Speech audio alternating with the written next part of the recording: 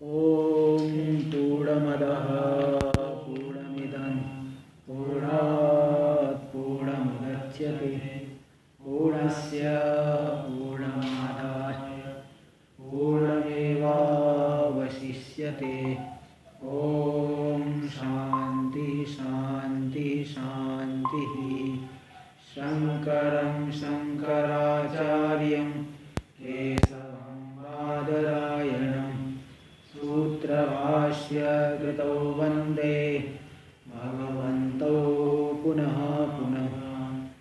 ईश्वरो गुरुरात्मेति मूर्तिभेदविभागिने व्योमवद्व्याप्तदेहाय दक्षिणामूर्तये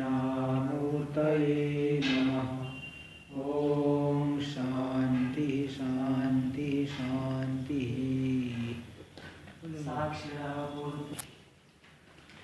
उक्तम एवं अर्थम अन्वय व्यतिरेकाभ्याम स्पष्टयति।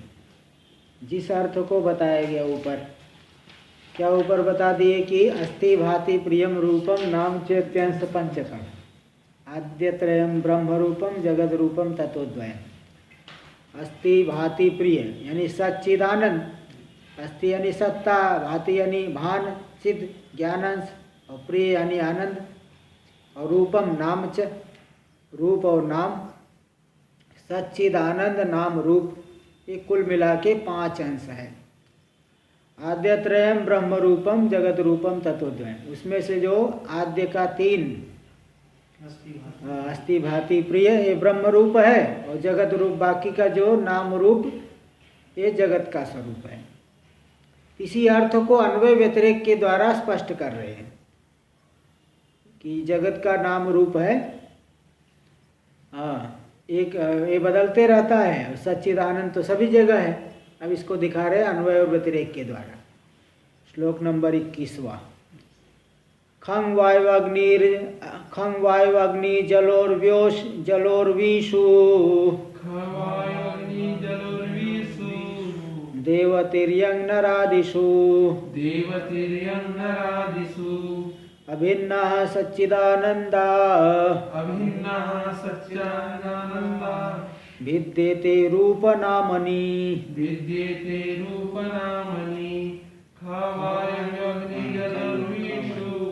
देवतिर्यं नरादिषु अभिन्नः सच्चिदानन्दा भिद्येते रूपनामनि। ख वायु अग्नि जलोर्विषु, खं च वायुश्च अग्निश्च जलं च उर्वी च इति ख वायु अग्नि जलोर्वयः गौर्यः जलोर्व्यः तेषु तासु ख वायु अग्नि जलोर्विषु। ख यानी आकाश, वायु यानी वायु, अग्नि यानी तेज, जल और उर्वी यानी पृथ्वी। इन पांचों में, पांचों जो भूत हैं और इनके द्वारा होने वाले जो नाना प्रकार के शरीर, देव तिर्यक नरादिषु, देव शरीर, तिर्यक शरीर, मनुष्य शरीर, पुरुष शरीर, स्त्री शरीर, इन सभी में, पांचों भूतों में, पांचों भूतों के कार्य सभी शरीरों में, इनमें जो सच्चिदानंद अंश है अभिन्न है कि नहीं? अभिन्न। सच्चिदानंद सभी जगह, सब में अनुगत है, अभिन्न है। और भिद्येते रूप नामनि, किंतु रूप और नाम सबके अलग अलग है, आकार और संज्ञा सब अलग अलग है। ऐसा नहीं कि सुबह से लेकर शाम तक घट घट घट घट ही कहेंगे, नहीं, व्यवहार नहीं हो पाएगा। तो ये जो व्यवहार भेद को लेकर के व्यवहार होता है लोक में, तो नाम रूप में भेद है, उसको लेकर के व्यवहार हो जाता है, और सच्चिदानंद अंश सब जगह है। तो इस तरह से ये 3 रूप जो ब्रह्म का है, ब्रह्म व्यापक है, ब्रह्म का 3 रूप हर जगह है, और जगत का अपना रूप जो है नाम रूप अलग अलग है, इसलिए वो भिन्न होते रहता है। टीका में आकाश वायु तेजो अम्ब अन्न अम्बु अन्नाख्येषु पंचभूतेषु। आकाश वायु तेज अम्बु, अम्बु यानी जल, और अन्नाख्य अन्न, अन्न यानी पृथ्वी, अन्नाख्येषु इन संज्ञा वाले 5 भूतेषु, 5 भूत हो गए। और देव तिर्यंग नरादि भेद भिन्नेषु शरीर लक्षणेषु भौतिकोषु, देवता तिर्यक योनि मनुष्य आदि इनके भेद से भिन्न जो शरीर स्वरूप जो भौतिक पदार्थ हो गए, इनमें वर्तमाना सच्चिदानंदास्त्रयोपि अंशा, सच्चिदानंद ये जो तीनों ही अंश है अभिन्ना यानी निर्विशेषा स्युः, निर्विशेष हो, ये निर्विशेष इनमें है, निर्विशेष अभिन्न है, इनमें कोई विशेषता नहीं, क्योंकि सब में एक रूप है। जैसे सबके निद्रा अवस्था में एक रूपता है, मैं बड़े सुखपूर्वक सोया, मैंने कुछ नहीं जाना, वो निर्विशेष अवस्था है, उसको लेकर के भेद नहीं दिखा सकते। ऐसे यहाँ पे भी सच्चिदानंद अंश को लेकर के भेद नहीं दिखा पाओ, क्योंकि सब जगह सच्चिदानंद अंश विद्यमान है, इसलिए अभिन्न अंश हो गए। उदाहरण के लिए देखो दिखा रहे, घटो अस्ति पटो अस्ति, ये सत्ता अंश, घटो अस्ति पटो अस्ति, अस्ति अस्ति सब जगह अनुगत हो रहा है। इसी प्रकार भान अंश, घटो भाति पटो भाति, घट का भान हो रहा है, पट का भान हो रहा है, दोनों का ज्ञान हो रहा है। और आनंद अंश हो गया, घट प्रिय पट प्रिय, घट प्रिय है पट प्रिय है।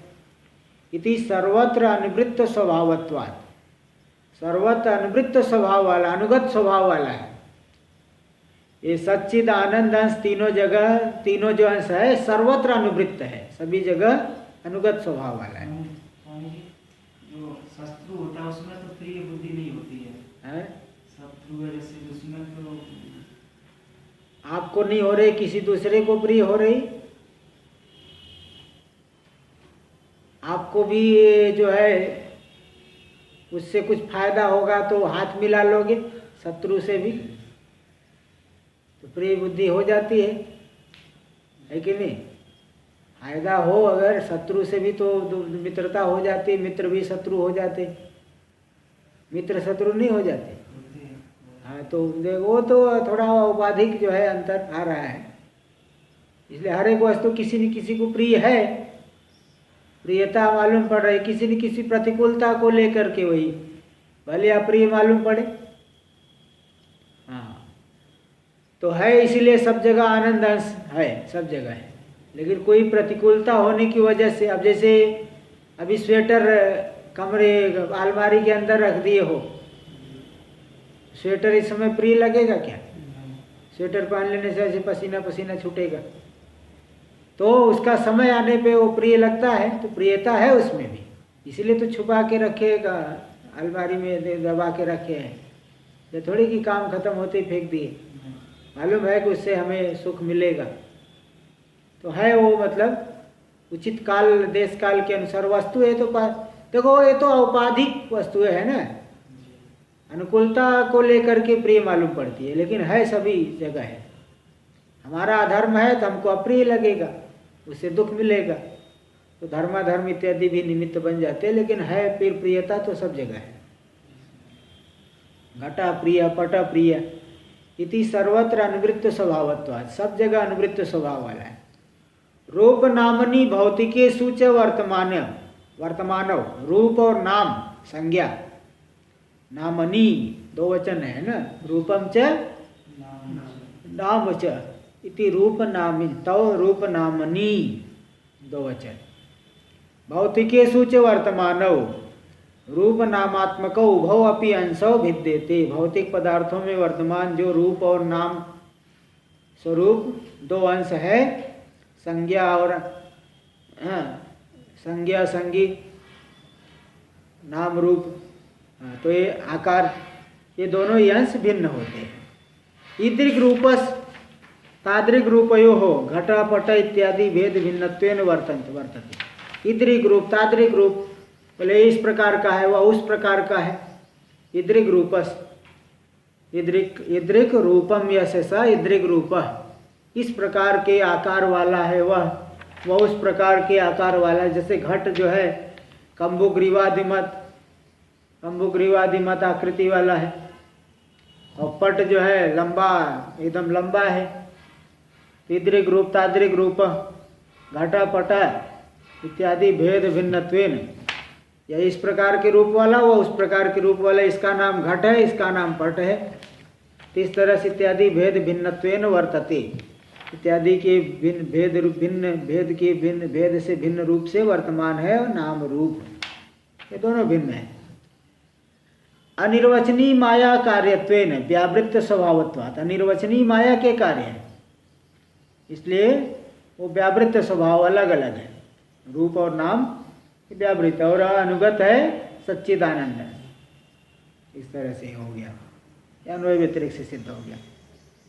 एवं प्राक्तन ग्रंथ संदर्भेण अन्वय व्यतिरेकाभ्याम पदार्थ द्वयम प्रतिशोध्य, इस प्रकार से पूर्व के इस ग्रंथ समुदाय के द्वारा, ग्रंथ संदर्भ से अन्वय और व्यतिरेक के द्वारा दोनों ही पदार्थों का परिशोधन करके, तत्पदार्थ और तम पदार्थ दोनों ही पदार्थों का परिशोधन करके, परिशोधन कर दी, यानी उपाधि में मिथ्यात्व दृष्टि कर दी। और ये सच्चिदानंद अंश यही सत्य है, सच्चिदानंद रूप स्वरूप यही सत्य है, अनुगत जो है वही सत्य है। तो पदार्थ दोनों, तत्पदार्थ तम पदार्थ दोनों पदार्थों का परिशोधन हो गया, उपाधि में मिथ्यात्व बुद्धि हो गई। इदानीम, तो ऐसा करने के अनंतर इदानीम नाम रूपोपेक्षा पुरस्सरम, नाम रूप की उपेक्षा पूर्वक सच्चिदानंद तत्परो भूत्वा, नाम रूप की उपेक्षा करके, तिरस्कार करके, नाम रूप से जो है मिथ्यात्व बुद्धि वहाँ करके, सच्चिदानंद तत्परो भूत्वा, सच्चिदानंद में तत्पर होकर के, तत्परायण होकर के, वाक्य श्रवणांगत्वेन वाक्यार्थ ज्ञान साधन भूतम, हाँ वाक्य के श्रवण के अंग रूप से, हाँ जो वाक्यार्थ ज्ञान का साधन है, क्या है साधन है? वक्षमाण भेद भिन्नम भिन्नम समाधिम, वक्षमाण के भेद, वक्षमाण आगे जिसका भेद कहा जाएगा, दो प्रकार की समाधि है। तो वक्षमाण भेद से भिन्न जो समाधि है उसको हृदय में, हृदय वा बाह्य वा निरंतरम कुर्यात्, हृदय में करो चाहे बाहर करो, आंख बंद करके अंदर करो चाहे बाहर देख कर, हाँ भाई सब जगह सच्चिदानंद रूप की, सभी जगह वहाँ दृष्टि को टिकाओ, उसी जगह पे सच्चिदानंद अंश पे दृष्टि केंद्रित करिए।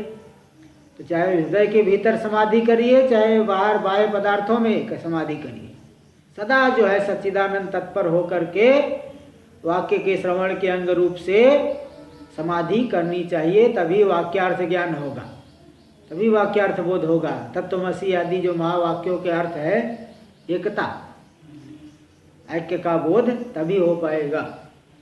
इसको दिखा रहे 22वें श्लोक में। उपेक्षा नाम रूपे द्वे, उपेक्षा नाम रूपे द्वे, सच्चिदानंद तत्परः, सच्चिदानंद तत्परः, समाधिं सर्वदा कुर्यात्, समाधिं सर्वदा कुर्यात्, हृदयेवाथवा बहिः, हृदयेवाथवा बहिः। उपेक्षा नाम रूपे द्वे, सच्चिदानंद तत्परः, समाधिं सर्वदा कुर्यात्, हृदयेवाथवा बहिः।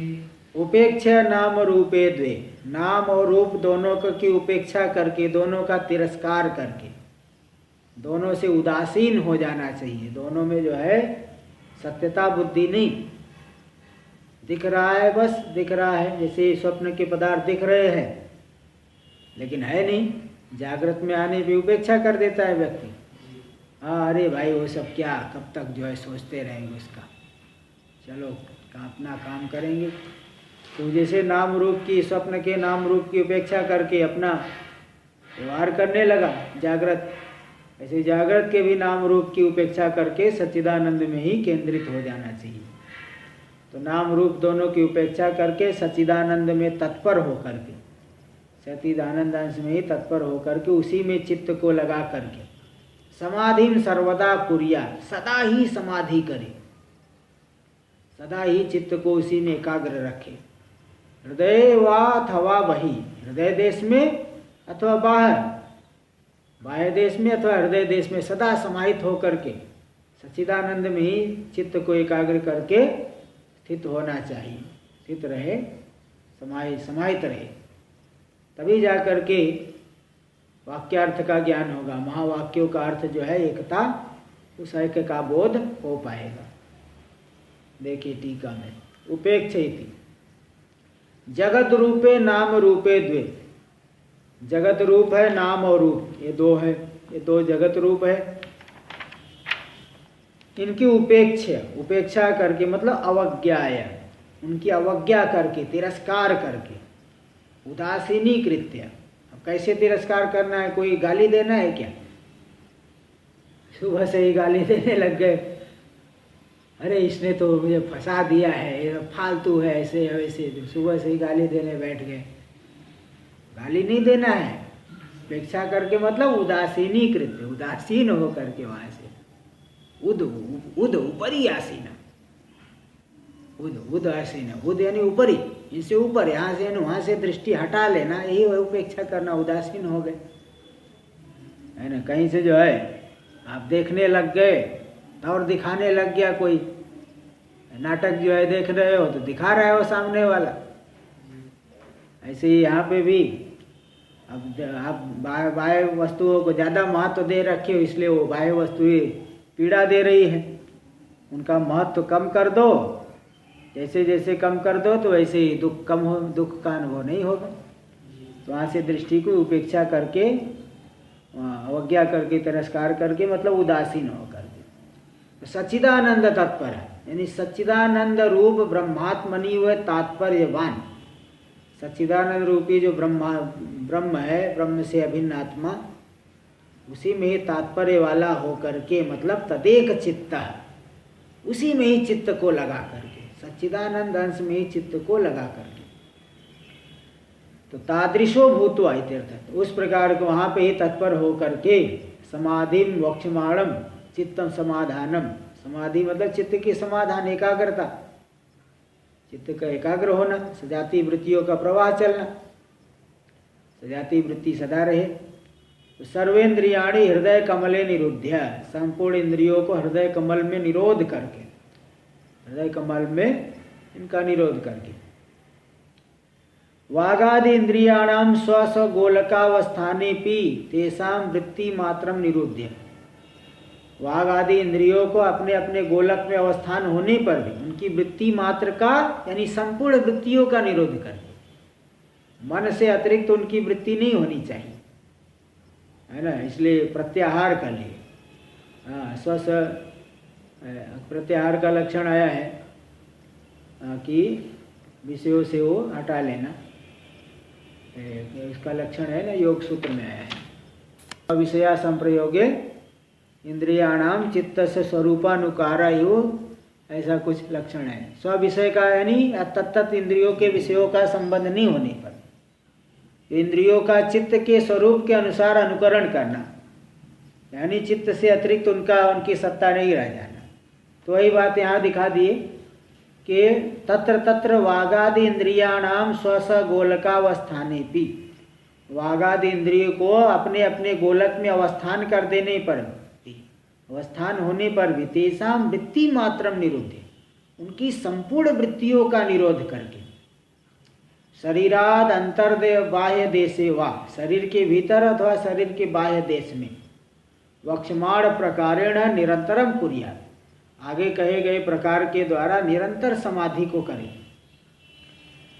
इस तरह से बता दी, विधि मुखतः समाधि विधाय, विधि के मुख से, विधान के मुख से समाधि का कथन करके, समाधि को करके, अनेन श्लोकेन प्रतिपादितम पदम प्रति परमहंसस्य व ब्रह्म ज्ञानाधिकारो नान्यस्य।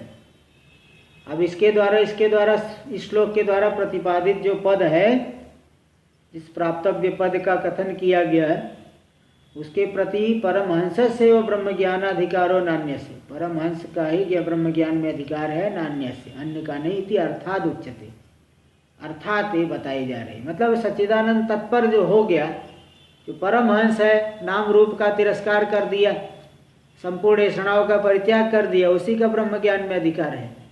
बिना ऐषणा परित्याग के ब्रह्म ज्ञान का अधिकारी नहीं है, ये अर्थात कह दिया गया।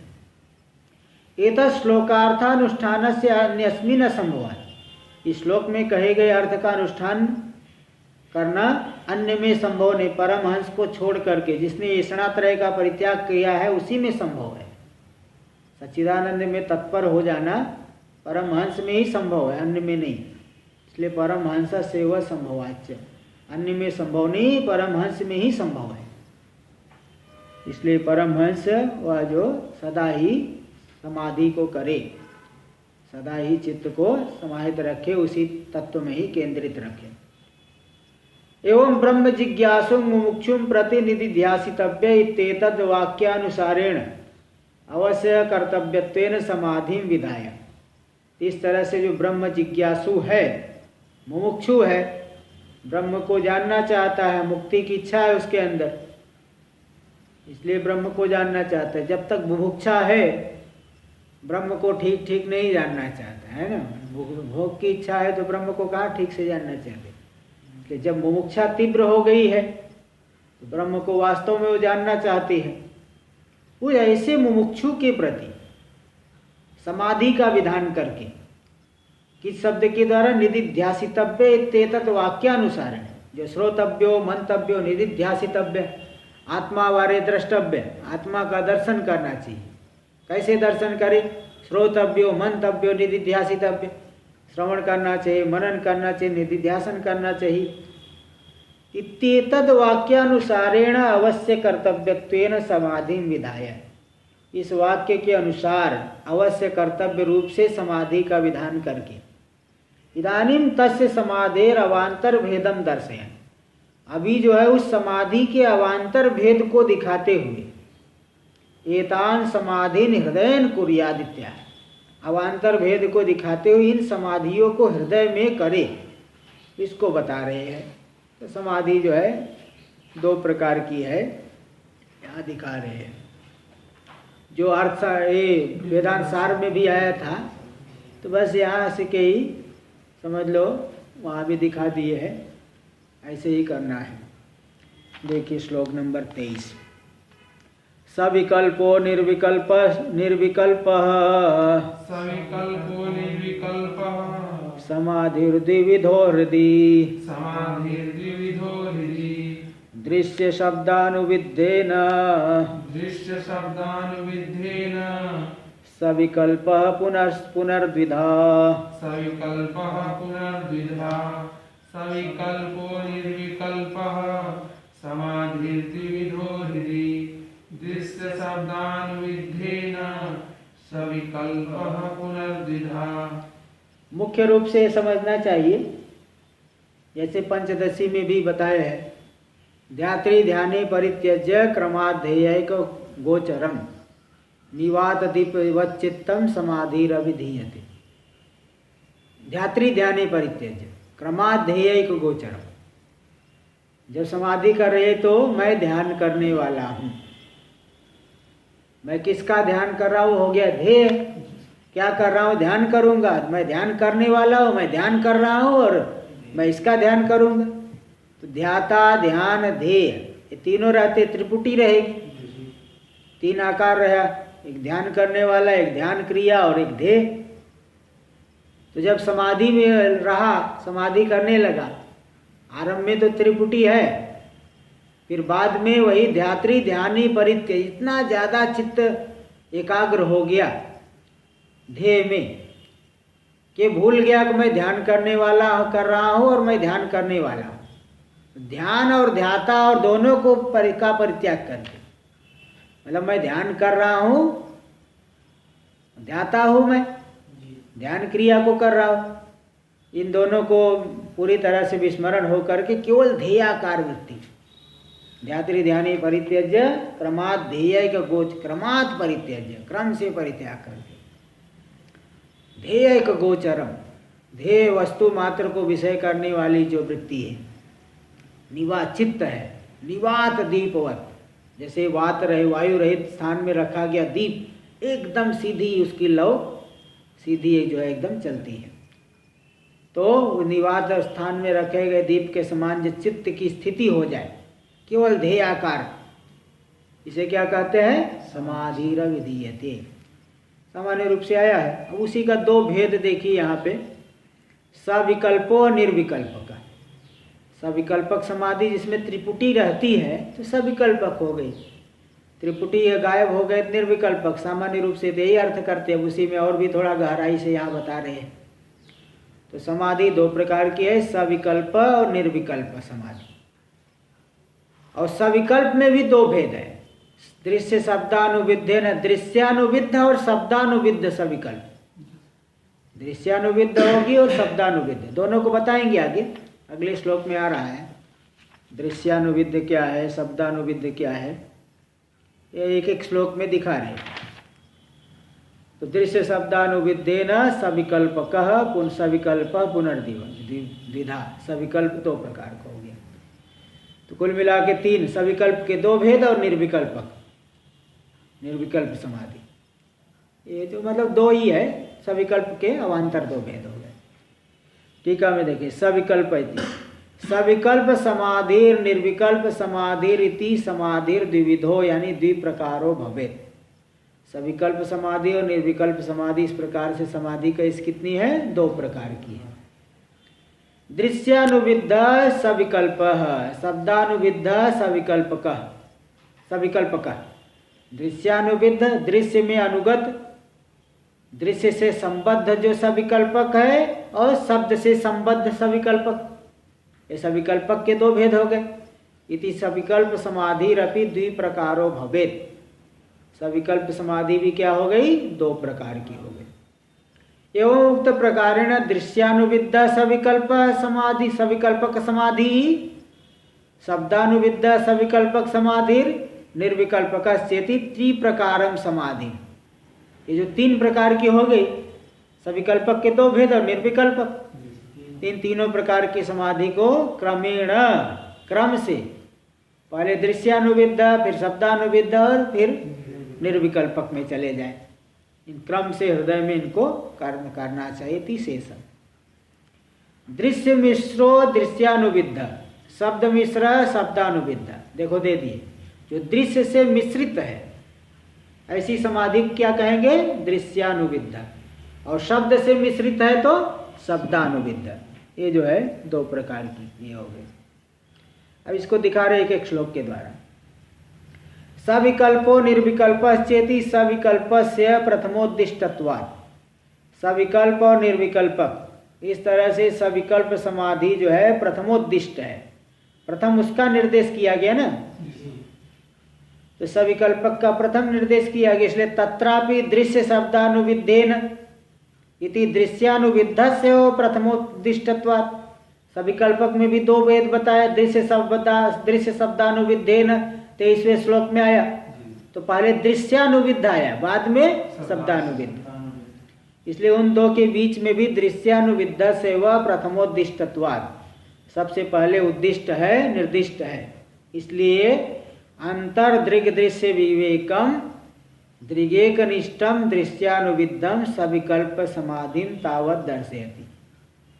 इसलिए जो अंतर हृदय के भीतर दृग दृश्य विवेकम, दृग दृश्य का विवेक जो रूपी समाधि है, दृगेकनिष्ठम, जिसकी दृग में ही, चैतन्य में ही निष्ठा है, चैतन्य में ही जिसका पर्यवसान होगा, ऐसी जो दृश्यानुविद्धम, दृश्य से मिश्रीभूत जो समाधि सविकल्पक समाधि, उसको सबसे पहले दिखाते हैं। तावत दर्शयति, प्रथमम दर्शयति, 24वां श्लोक देखिए। दृश्यानुविद्ध सविकल्प समाधि।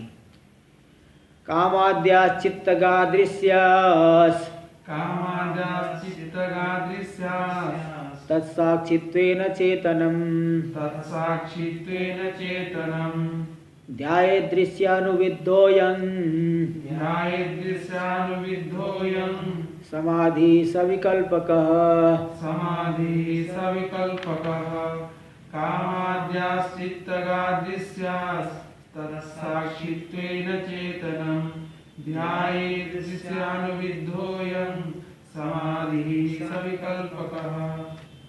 कामाद्याश्चित्तगा दृश्या, चित्ते गच्छन्ति प्राप्नुवन्ति भवन्ति इति चित्तगा दृश्या। चित्त में जो होने वाले काम, क्रोध, संकल्प, लज्जा, जितनी वृत्तियां है, है ना। काम आदि जो वृत्तियां है जितनी भी चित्त में होने वाली, ये क्या है? दृश्य है। दृश्य है, दृष्टा का विषय बनते हैं। दृष्टा इन सबको जानता है। चेतन जो है इन सबका प्रकाशन करता है, जानता है मेरे अंदर काम है, क्रोध है, लोभ है, मोह है, हर्ष है, क्या है, सब जानता है। इसलिए कामादि जो चित्त में होने वाले दृश्य है, धर्म है, तत्साक्षित्वेन चेतनम ध्यायेद। उन कामादि के साक्षी रूप से चेतन का ध्यान करे। मैं तो इन सबको जानने वाला, इस तरह से इसको ध्यान करे। तो कामादि जो भी वृत्तियां मेरे अंदर उठ रही, मैं सबका साक्षी हूँ, इस तरह से साक्षी में ही दृष्टि को केंद्रित करे। साक्षी रूप से चेतन का ध्यान करे। साक्षी जो है यद्यप विषय नहीं बनेगा, बल्कि इनकी प्रकाशक रूप से जो है वो अपने को जाने। तो साक्षित्वेन चेतनम, देन के साक्षी रूप से चेतन का ध्यान करे। यही है अयम दृश्यानुविद्धो सविकल्पकः समाधि। यही दृश्यानुविद्ध, दृश्य से मिश्रीभूत सविकल्पक समाधि है। कामादि के साक्षी रूप से चेतन का ध्यान करना ही दृश्यानुविद्ध सविकल्पक समाधि हो गई। टीका में देखिए, कामाद्य थी, कामाद्य काम संकल्पादय पूर्वोक्ता। जो काम संकल्प आदि जो पूर्वोक्त धर्म है, पूर्व में कहे गए हैं, पहले भी कहे गए हो, तो कौन सी बड़ी बात है। तो काम, क्रोध, लोभ, मोह ये सब है ना जी, ये सब तो बहुत से ये कहे गए हैं। तो कामादि जो काम संकल्प विचिकित्सा ध्री ह्री भ्री रित्येत सर्वम मन, ये सब पूर्व में कहा जा चुका है, ये सब आ चुका है। तो जो कामादि चित्त की वृत्तियां है, तो देखो ये दे रहे पूर्वोक्ता चित्त का, चित्त में होने वाली, यानी अंतःकरण वृत्तित्वेन अंतःकरण निष्ठा। चित्त में कैसे स्थित है? चित्त ऊपर है, ये नीचे है, अथवा ये नीचे, चित्त नीचे, ये ऊपर है, ऐसा नहीं है। अंतःकरण का ही परिणाम है वृत्ति, इसलिए अंतःकरण निष्ठ है। अंतःकरण की वृत्ति रूप होने से अंतःकरण में ये सब वृत्तियां क्या है? निष्ठ है। अंतःकरण का उपादान कारण है ना। जैसे घट का परिणाम होने से, मृतिका का परिणाम होने से घट मृतिका में निष्ठ है। मृतिका में से उत्पन्न हुआ, मृतिका में स्थित है, मृतिका में लीन हो जाता है। ऐसे कामादि वृत्तियां अंतःकरण की वृत्ति है, इसलिए अंतःकरण में ही स्थित है। ये दृश्य है, ज्ञान के विषय बनते हैं। द्रष्टुम योग्या इति दृश्य, जिसको देखा जा सकता है, जाना जा सकता है। तो कर्म भूता, कर दृश्य, दृश्य ज्ञान के कर्म भूत है, विषय भूत है। युष्मत् प्रत्यय विषया, युष्मत् प्रत्यय जो इदम प्रतीति के यह विषय है। इधर युष्मत् प्रत्यय जो जड़ है, युष्मत् प्रतीति, अस्मत् प्रतीति तो मैं जो चेतन, और युष्मत् प्रतीति के विषय है कामादि, यानी दृश्य है, ज्ञान के विषय बनते हैं। युष्मत् प्रत्यय विषया भवन्ति इति शेषः, ये सब दृश्य होते हैं। कामादि चित्त के धर्म दृश्य।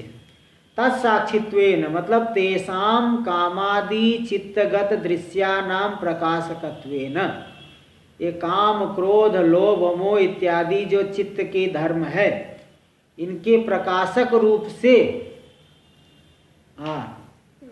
चेतन का ध्यान करें। इनका प्रकाशक है चेतन, चेतन यानी आत्मा। चेतनम आत्मानम, प्रत्यक चैतन्यम, जो प्रत्यक चैतन्य है, सर्वांतर है, सर्वांतर सभी के भीतर है। तो इस प्रत्येक चैतन्य को इनके प्रकाशक रूप से ध्यान करें।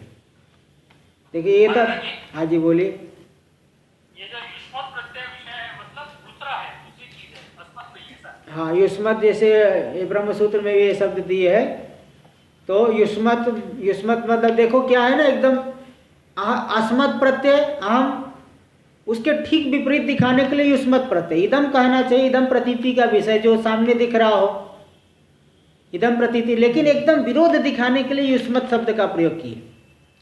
आत्मा है अस्मत् प्रतीति, मैं शुद्ध अहम जो हमारा है आत्मा है, तो मैं इस प्रतीति का विषय बनता है आत्मा, अहंकार के माध्यम से जुड़ा हुआ है, लेकिन वो शुद्ध जो हमारा मैं है वो आत्मा ही है। तो अस्मत् प्रतीति का विषय बन गया आत्मा, और युष्मत् प्रतीति का विषय हो गया ये जगत। तो यद्यपि कहना चाहिए इदम प्रतीति का विषय, सामने दिख रहा है ना, जैसे सामने जो चीज दिख रही है इदम प्रतीति का विषय, किंतु आत्मा से एकदम विपरीत जड़ है यार, इसको दिखाने के लिए अस्मत् युष्मत् शब्द का प्रयोग किएगा। अस्मत् युष्मत् अस्मत्, एकदम विरोध दिखाने के लिए युष्मत् शब्द का प्रयोग किया है। वैसे तो दृश्य है सामने, इदम इदम कहते तो चल जाता, लेकिन एकदम विरोध दिखाने के लिए युष्मत् शब्द का प्रयोग कर दिया। युष्मत् प्रत्यय विषय मतलब इदम प्रत्यय विषय, ऐसा समझिए। इदम सामने जो दिखता है यानी ज्ञान के जो विषय बनते हैं, ब्रह्म सूत्र में ये बात आ गई, युष्मत् प्रत्यय प्रतीति का जो विषय अध्यास भाष्य में आ गया। तो इन सभी वृत्तियों के प्रकाशक रूप से चेतन आत्मा को प्रत्यक्ष चैतन्य का ध्यान करे। एतद उक्तम भवति, यहाँ ये बात बता दी गई। तेषां कामादीनां मध्ये एकम एकम प्रतियोगिनम कृत्वा, इन कामादियों के बीच में काम क्रोध लोभ मोह लज्जा धैर्य जितनी भी वृत्तियां हैं, भय वृत्ति, तो ये सब सभी वृत्तियों में से एक एक को प्रतियोगी बना करके,